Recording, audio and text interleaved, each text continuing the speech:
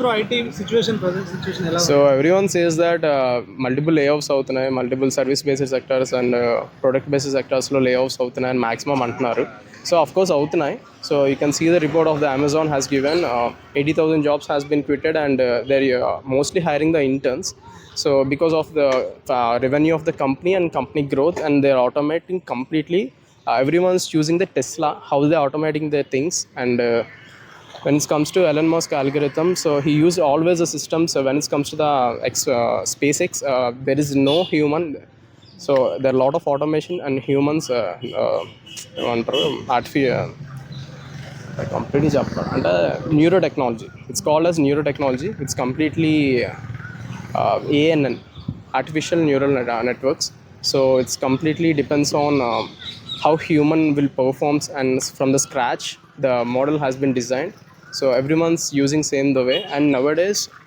So when it comes to automation and testing, the layoffs is getting because of the company growth and revenue. It was decreasing the manpower, man help, actually man work it was decreasing. ఎందుకు bro man power అలా తగ్గిస్తే ఒకప్పుడు ఒక boom లాగా వచ్చింది software side అందరూ వచ్చారు. ఇప్పుడు చాలా మంది యూత్ కూడా సాఫ్ట్వేర్ సైడే చూస్తున్నారు.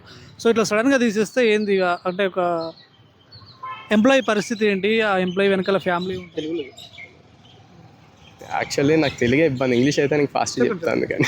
So it's okay fine. మీరు I agree with your statement.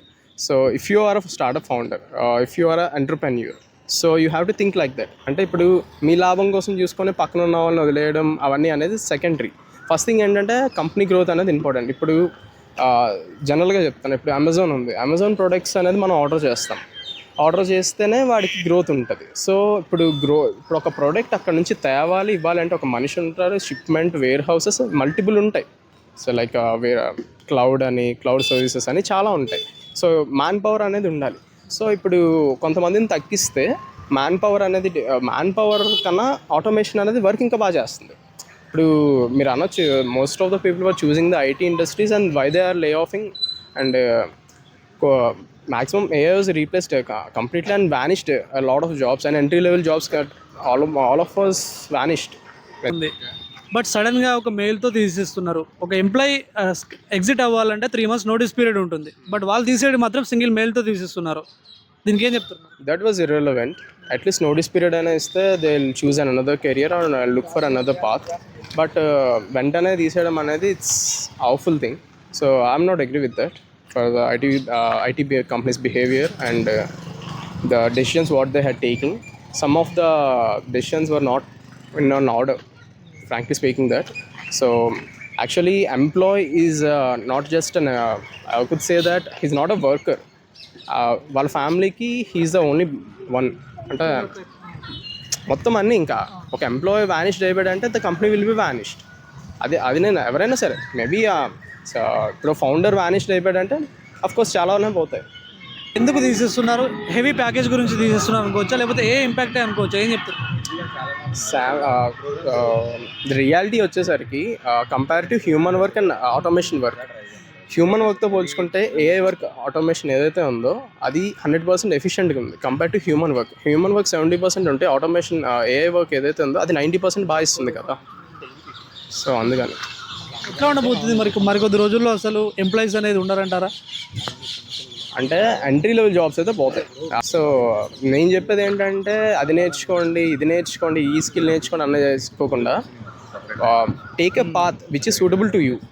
అలా తీసుకుంటే ఇప్పుడు నా ఫ్రెండ్ వెళ్ళాడు నేను వెళ్ళాను అంటే మీ ఫ్రెండ్కి వర్కౌట్ అవుతుంది, నీకు వర్కౌట్ అవ్వకపోవచ్చు. సో ఇది కూడా అంతే, ఐటీ కానివ్వండి ఏ సెక్టర్ అయినా అంతే. ఇప్పుడు లే ఆఫ్స్ అవుతున్నాయి అంటే ద రీజన్ ఫ్యూచర్లో లే ఆఫ్స్ ఇంకా ఎక్కువ అవ్వచ్చేమో, మేబీ కంప్లీట్లీ బిన్ వ్యానిష్డ్ అవ్వచ్చు, ఇంకా చాలా అవ్వచ్చు. బట్ మేబీ పోయిన జాబ్స్ మళ్ళీ రావచ్చు, ఏ వ్యానిష్ అవ్వచ్చు, తెలుసు చెప్పలేం కదా. సో ఆల్రెడీ ఇంప్లిమెంట్ అయిపోయింది కాబట్టి we cannot look for that. అది నేను చెప్తాను. సో ఏం చెప్తారు? ఎంత ఎక్కువగా యూత్ అంతా ఐటీ సైడే వెళ్తున్నారు, ప్రజెంట్ సిచ్యువేషన్ బాగాలేదని చెప్తున్నారు ఏఐ వల్ల. సో ఏం చెప్తారు యూత్కి? అసలు వస్తే ఏ స్కిల్స్ నేర్చుకోవాలి, లేకపోతే రాకపోవడం బెటర్ అంటారు IT side? Frankly speaking Java డెవలపర్స్కి 33 రీసెంట్గా ఒక రిపోర్ట్ అనేది ఒక ప్రొడక్ట్ బేస్డ్ కంపెనీ రిలీజ్ చేస్తుంది. అందులో జావా డెవలపర్స్ 33.59 ఉన్నారు. So when's comes to the automation Python they are looking for 80% people. అంటే పైథాన్ నేర్చుకోండి, మీరు ఓన్లీ పైథాన్ నేర్చుకున్న తర్వాత మీకు జాబ్ వచ్చేస్తుంది అంటే ఇట్స్ నాట్.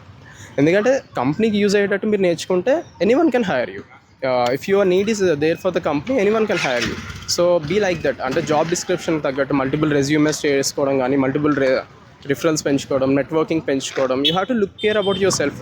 అంటే నేను సింగిల్గా వెళ్తా, డైరెక్ట్గా వెళ్తా అంటే అఫ్కోర్స్ ఇప్పుడు ప్లేస్మెంట్స్కి కూడా అంత బాగాలేదు, కాల్ సెంటర్స్ వస్తున్నాయి. Frankly speaking, I can directly say that. That's what I'm saying. So ఫైనల్గా ఏం చెప్తారు బ్రదర్ ఏఐ గురించి? ఏఐ మొత్తం ఏం జరగబోతుంది ఏఐ వల్ల? Stay updated. అంతకుమించి మనం ఇంకేం చెప్పలేం. Just stay updated.